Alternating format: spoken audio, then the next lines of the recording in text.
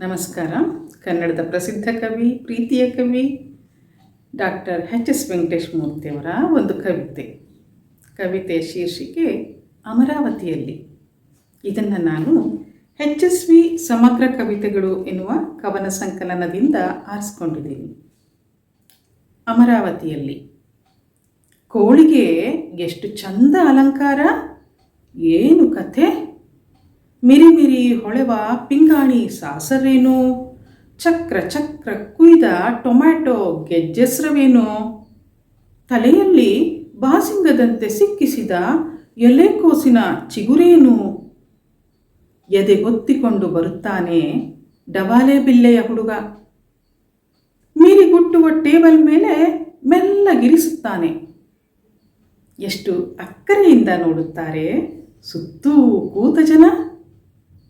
ಎಷ್ಟು ನಯ, ಎಷ್ಟು ನಾಜೂಕು, ಅಮರಾವತಿ ಎಂದರೆ ಇದಪ್ಪ.